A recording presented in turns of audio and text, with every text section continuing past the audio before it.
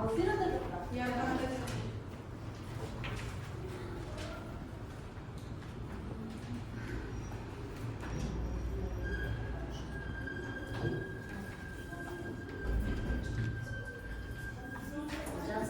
сабағымызды бастайық. Бүгінгі сабағымыздың тақырыбы Тұманбай Молдағалиев өмірі мен шығармашылығы. Яғни сабақтың мақсатымен танысып алайық. Сабақтың мақсаты қазақтың ақыны Тұманбай Молдағалиев туралы толық мағлұмат беру, өнегелі өмірімен таныстыру, шығармаларына шолу жасау, білім алушылардың ақынның өлеңдері арқылы тәлім-тәрбие беру, ұлттық құндылықтарымызды сүюге тәрбиелеу. Бүгінгі сабағымыздың мақсаты осы. Енді сабағымызды бастамас бұрын кішкене көңіл күйімізді реттеп алайық. Яғни психологиялық ахуал дейміз, барлығымыз орнымызда тұрамыз. Жылжымалы микрофон деп аталады бұл әдіс. Яғни барлығымыз бір-бірлерімізге жақсы тілектерімізді айтамыз. Мысалы мен кімге? Диназға айтам, бүгінгі сабағың сәтті өтсін. 5 деген баға алдым. Ары қарай жалғастыра береміз. Қаттырақ айтамыз.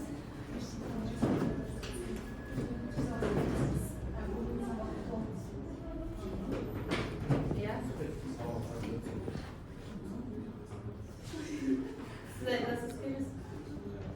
Жылжымалы микрофон деп аталады. Келесі айталып тұрасыз. Жақсы көңіл күймен айтсаңыздар.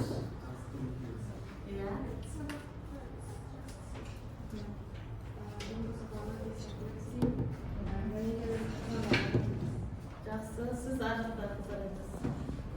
Айжан бүгін саған жақсы көңіл күйім, жүз бала болады.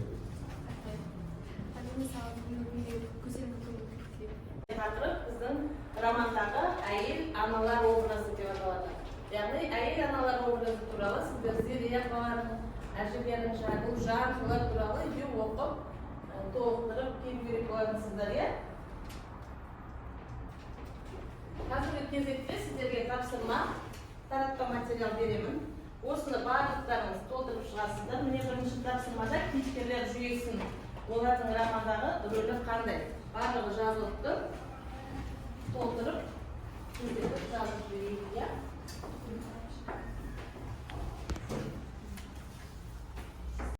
Барлығымызға жетті ме?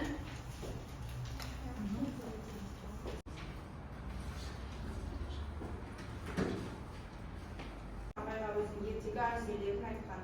Ол салқын қанды, сабырлы, салмақты кісі болып саналады. Ұлжан ол анасы, сол кісі шылдырлаған бас сырын өзінің құпияларын тек қана Абайға айтқан. Тоғжан ол сүйіктісі алыстан аралайтын қол жетпес махаббат секілді көрінген. Роман эпопеясын толықтай аяқтадық. Енді зерделеп алсақ. Яғни бірінші кезекте білім тақырып бойынша алған ақпараттарын дейді. Яғни сіздер осы толықтай қандай ақпараттар алдыңыздар? Абай жолы туралы айтып жүрсеңіздер. Тақырып бойынша алған ақпаратты мен осы Абай жолы романын оқи отырып, оны 13 жастан бастап қайтыс болғанға дейінгі өмірі туралы таныстым. Сабақ үстінде көңіл күйім өте керемет, себебі Абайды, бүкіл әлемге танымал Абайды, жерлесіміз Абай туралы біз көптеген мәлімет алдық. Оның кішкентай кезін білдік, отбасы туралы нақты біле алдық. Жетістігіме баға беретін болса, мен оны толық түсіндім деп айта аламын. Өз ойымда мені дамытуым керек, мен өз ойымда дамытуым керек, ол мен есте сақтау қабілетімді, себебі мен оқи отырып көптеген Абай жолы роман эпопеясын әлі де оқып танысуымыз керек. Маған келген жаңа ой, идеяңыз қандай? Абай жолы романын барлығымыз зерттеп, әлі де бүкіл әлемде біз осы болашақ ұрпақ ары қарай танытуымыз. Ақпараттар алдым, кейіпкерлер образы жайлы білдім. Осы романдағы әйелдер образы жайлы көптеген ақпараттар алдым. Сабақ үстіндегі көңіл күйім өте жақсы болды, себебі мен жаңа ақпараттарды білдім. Молдағалиев, Молдағалиев 1935 жылы 20 наурызда Алматы облысында еңбекші қазақ ауданының Жарсу деген ауылында дүниеге келген. Яғни ол сыршыл лиризмді дамытқан қазақтың халық жазушысы, лирик деп айтамыз. Яғни 2011 жылдың күзінде қайтыс болған екен.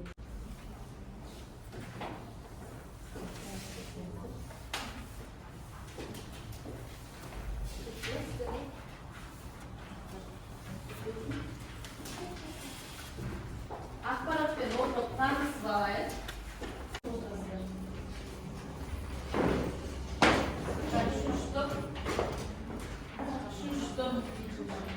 Жетістіктері әрбір баспалдаққа жазып тұрасыздар. Қандай жетістіктері бар екен жақсылар? Тұманбай Молдағалиев 1935 жылы Алматы облысының еңбекші қазақ ауданы Жарсу облысында дүниеге келген. 1942 жылы мектеп табалдырығын аттап, 1951 жылы Есік қаласындағы орта мектепті тәмамдады. Әкесі Ұлы Отан соғысына қайтыс болғаннан кейін оның әке-шешесі, анасы және ағасы оған тәрбие береді. Кейіннен 1954 жылы Тұманбай Молдағалиев қазіргі Әл-Фараби атындағы Қазақстан ұлттық университетінде оқуға түспек болды. 1956 жылы Қазақстан ұлттық университетінің филология факультетін бітірген болады. Молдағалиев шығармашылығы. Тұманбай Молдағалиев негізінен 1960 жылы Камила деген 1960 жылы Тамыр деген сияқты көптеген өлеңдер жинағы бар. Оның да ойлы да зерек өзінің барлық дүниесін салып жазған өлеңдері бар. Және де 1967 жылы оның жаңа дәптер деген өлеңдер жинағы бар. Ол 1968 жылы сол өлеңдер жинағын алып Қазақстан комсомолы атты сыйлығына ие болды. Тұманбай Молдағалиев қырықтан астам поэмалар жинақтары бар. Оның ең алғашқы шығармаларының бірі Украина қызына арналды. Және де хаттар атты жинағы ол 1944 жылы жарық көрді. Қазақстан мемлекеттік сыйлығының иегері болды. Екіншісі 1992 жылы Ферузи атындағы халықаралық ақындардың түркі дүниесінің сыйлығына марапат болды. Оның еңбектері басқа өлеңдермен анықталған. Тұрып хаттарымызды оқып берейік. Құрметті Тұманбай Молдағалиев мырзасы, мен сізге. Мен сізге хат жазған себебім сізге өз алғысымды білдіргім келеді. Сіз жазушы осындай шығармаларды бізге тарту етіп, әдебиет жолына үлкен үлес қостыңыз. Сіз берген мұғалімді мен және менің достарым оқуға дайындаймын. Сіз жасаған өлеңдер қызығымызды қуат шекеріп әлі де жиі естіп, сізді еске алып отырамыз. Өлең шығармаңызды жаттаймын. Рахмет, жақсы. Сәлеметсіз әндерін айтамыз, иә? Тұманбай Молдағалиев. Менің есімім немесе мен Қазақ колледжінің жүргізушілері тобының студенті боламын. Бүгін қазақ әдебиеті жолында біз сіздің өміріңіздің шығармашылығыңыз туралы көп нәрсе біліп таныстық. Сіз шынымен де өте жақсы әрі мықты жазушы екенсіз. Жетістіктеріңізбен де жақсы таныстық. Сізді негізі бұрыннан бері Камила Центаны, Алатау қызы және тағы басқа шығармаларыңыз арқылы білемін. Болашақта басқа да шығармаларыңызбен танысқым келеді. Себебі сіздің шығармаларыңызда шынымен де терең бар деп санаймын. Осындай шығармаларыңыз үшін көп алғыс айтамын, сау болыңыз. Рахмет. Сәлеметсіз, Тұманбай ата. Менің бірінші курс студенті Дина. Сізге хат жазуым себебі бүгін әдебиет сабағында сіздің өміріңізбен шығармаларыңызды таныстық. Сабақта сіздің шығармаларыңызда әкеге деген сағыныш, анадан келген мейірім, жетімдік тағдыр туралы жазылғанын білдік. Өмірбаян елу дейді.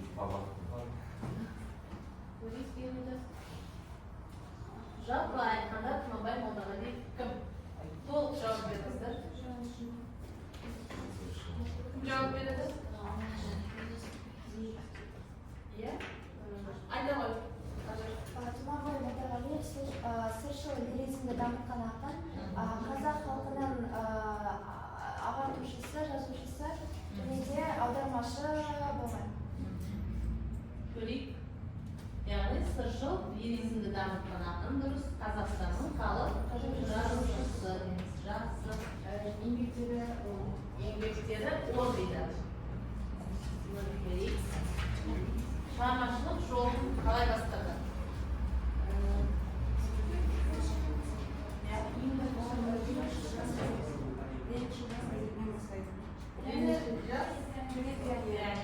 журналдарын редакцияда жұмыс жасайды. Дұрыс екен, өзінің еңбек жолын 1-ші жас және Пионер журналынан бастайды. Беттеріңізді маған өткізесіздер, аты-жөндеріңізді жазып отырыңыздар. Бағамал үшін телефон. Кім дұрыс жауап береді, кім дұрыс жауап береді. Тұңғыш әлем экипажы 1920 жылы жарық көрді, орыс өткен ол 1957 жылы. Иә, Ажар. Ақынның 95 жылы ақынның 3 томдық шығармалар жинағы басталды, ал 2007 жылы 14 томдық шығармалар жинағы жарық көрді. Дұрыс, себебі 13 томдық шығармалар жинағы 1990 жылы, ал 14 томдық 2004 жылы шыққан болды. Жақсы. Могла бы говорить моего Лермонтова, Шевченко, Душевка, Туманян, Галина, Гулам, Вокзатов, София Ханван, Жолсарай, Жолдақ Басқалар, ақындардың шығармалары қазақ тіліне аударды. Дұрыс.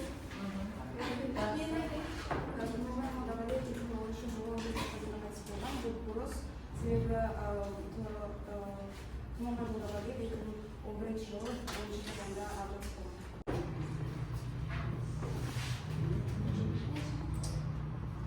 Hazır. Қандай сөз?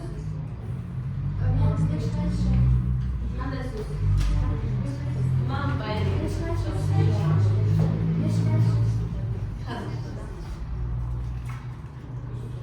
Қандай сөз айтып?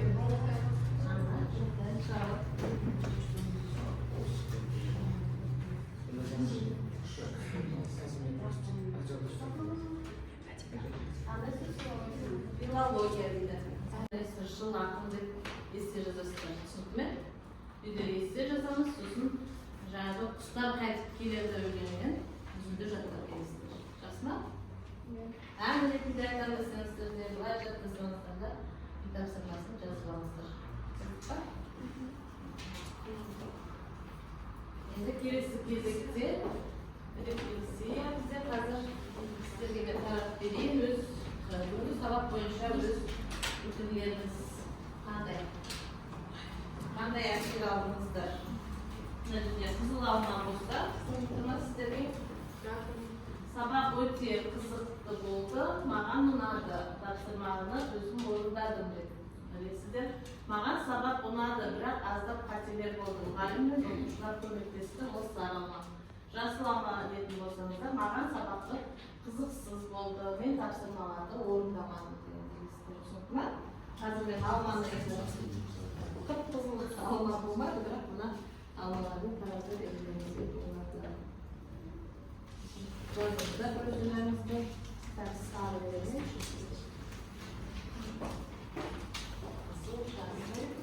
Маған жұмыс сабақтарда себебі біз Тұманбай Молдағалиевтің қаншалық және топтық жұмыстар арқылы бұл туралы көптеген мәліметтерді алдық. Мирас.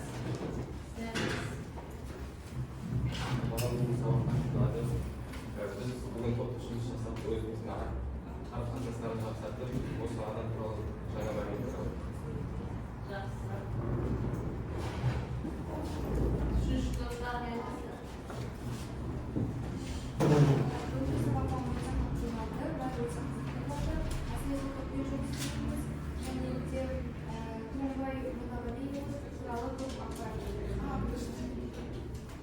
Хат жазғандарыңызды жасылынады. Маған сіздердің хатты аталарыңызға хат жазғандарыңыз өте ұнады деп бір ауына дейін қоян қазір.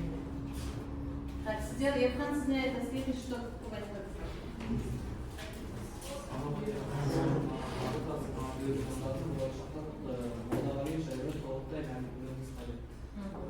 Жақсы. Иә, айтамын. Маған бүгінгі сабақ өте ұнады. Бірінші сабақта Тұманбай Молдағалиев деген маманнан ақпарат алдық, және де болашақта ары қарай ол туралы ақпарат алдық. Жақсы. Иә,